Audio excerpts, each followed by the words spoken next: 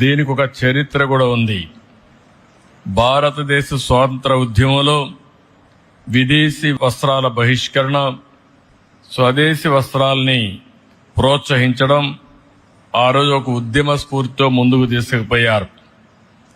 అది కూడా ఈ రోజునే జరిగింది. ఆగస్టు 7వ తారీఖున మొట్టమొదటిసారిగా జరిగి అది వాడలా వెళ్ళి అది కడకు క్విట్ ఇండియా మూవ్మెంట్ కింద ఏదైతే బ్రిటిష్ వారిని మళ్లీ పంపించే వరకు ఉద్యమం జరిగిందంటే ఆ స్ఫూర్తిలో ఇది ఒక భాగం అని చెప్పి కూడా నేను మీకు తెలియజేస్తున్నా.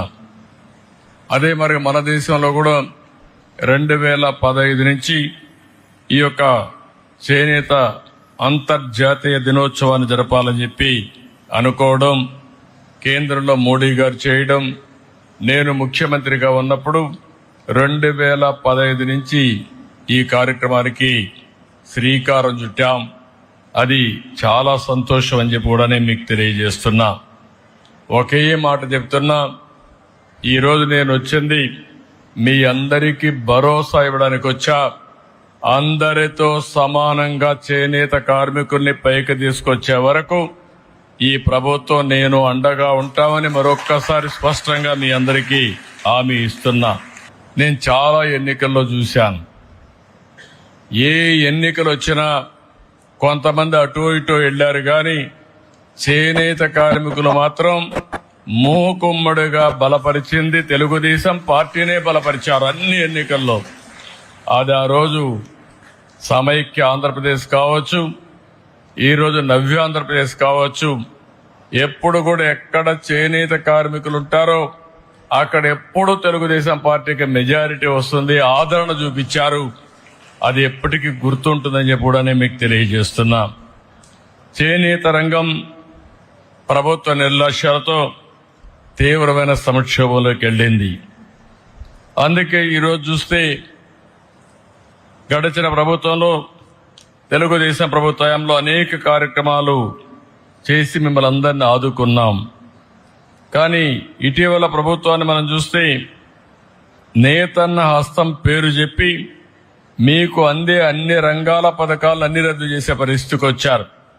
అంటే ఏదో ఒక 24,000 రూపాయలు మీకు ఇస్తే దాంతోనే మీ జీవితాలు బాగుపడిపోతాయని, పెన్షన్ 3,000 ఇస్తున్నాం, ఇప్పుడు 4,000 ఇస్తున్నాం, కానీ నెలకు 2,000 ఇస్తే మీ జీవితాలు మారిపోతాయనుకోవడం ఏ విధంగా సబబోమని ఒక్కసారి ఆలోచించుకోవాల్సిన అవసరం ఉంది. అన్ని పథకాలని రద్దు చేశారు. అదే మరిగా సొంత మగ్గం ఉంటేనే చేనేత నేస్తమన్నారు. ఆప్కో ద్వారా కొనుగోళ్లు ఆపేసే పరిస్థితికి వచ్చారు. అదే మరి నూలు రంగుపై సబ్సిడీ కూడా ఎత్తేశారు. పావలా వడ్డీ రుణాలు తీసేశారు. ఒక మాటలో చెప్పాలంటే అన్ని రుణాలు రద్దు చేసి మీ పొట్టగొట్టే పరిస్థితికి వచ్చారు.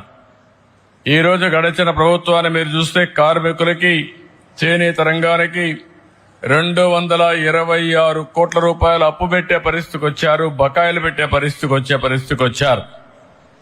కానీ ఒక్క మాట మీకు అందరికి గుర్తు చేసుకోవాల్సిన అవసరం ఉంది. చరిత్ర కూడా తెలుగుదేశం ప్రతిపక్షంలో ఉన్న, అధికార పక్షంలో ఉన్న ఎప్పుడూ చేనేత కార్మికులకు పోరాడిన పార్టీ తెలుగుదేశం పార్టీ అని మరొక్కసారి స్పష్టం చేస్తున్నా. 2007లో 3,072 కోట్లు చేనేత రంగం రుణమాఫీలు చేయాలని ఆనాటి కాంగ్రెస్ ప్రభుత్వం చెప్పి మోసం చేస్తే గట్టిగా పోరాడాం. ఇప్పటికి కూడా నాకు గుర్తుంది. 2000 మేము పోరాడిన పోరాట ఫలితంగా 2011 ఆనాటి ముఖ్యమంత్రి రోసయ్య గారు చీరాల్లో మేము వ్యతిరేకంగా ఉద్యమం చేస్తే 109 కోట్ల రూపాయలు మాఫీ చేయించాం. అది చాలదని 110 కోట్లు చేయకపోతే 2014లో అధికారంలోకి వస్తానే 110 కోట్ల రూపాయలు రుణమాఫీ చేసి చేనేత కార్మికులకు ఇచ్చిన మాట నిలబెట్టుకున్నాం. ఈరోజు మీరు ఒకసారి చూస్తే ప్రతి ఏటా 2014 నుంచి 250 కోట్ల రూపాయలు బడ్జెట్ కేటాయించాం. 90,795 మంది కుటుంబాలకి 100 యూనిట్లు కరెంటు ఉచితంగా ఇచ్చాం. ఆ రోజు మీరందరూ అడిగారు, చేనేత పరిశ్రమలో చాలా సమస్యలున్నాయి, చిన్న వయసులో అనారోగ్య సమస్యలు వస్తున్నాయి, మగ్గం పైన కూర్చుంటున్నాం, కడుపు లేక నూలంతా వెళుతుంది, దానివల్ల ఇబ్బందులు వస్తున్నాయంటే 50 రూపాయలకే పింఛన్ ఇచ్చిన ఘనత, పెన్షన్లు ఇచ్చిన ఘనత తెలుగుదేశం ప్రభుత్వాన్ని చెప్పి మరొకసారి గుర్తు చేస్తున్నా. నూలు రంగుల పైన 20% సబ్సిడీ ఉంటే దాన్ని 40% పెంచాం.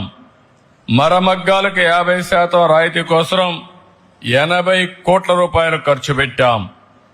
1,11,00,000 మంది చేనేత కార్మికులకి 2,000 రూపాయలు పింఛనిచ్చాం. ఆప్కో ద్వారా చేనేత వస్త్రాలు కొనుగోలు చేశాం. అంతర్జాతీయ మార్కెట్ క్రియేట్ చేశాం. ఎక్కడికక్కడ దీన్ని ముందుకు తీసుకుపోయే పరిస్థితికి వచ్చాం. ఆదరణ 2లో 60,000 మంది పనిముట్లు, 70,000 మగ్గాలకి మోటార్లు కూడా ఇప్పించాం. ఇంకొక పక్కన 70,000 మంది చేనేత కార్మికులకి మోటరైజ్ జకార్డ్ లిఫ్టింగ్ మెకానిజం సదుపాయాలు కల్పించాం. 55,500 మంది చేనేత కార్మికులకి 26.62 కోట్ల రూపాయలు రుణం ఇచ్చాం. ఇవన్నీ చేసి ఆ రోజు ముందుకు పోయామంటే అది చేనేత పరిశ్రమ పైన ఉండే శ్రద్ధ.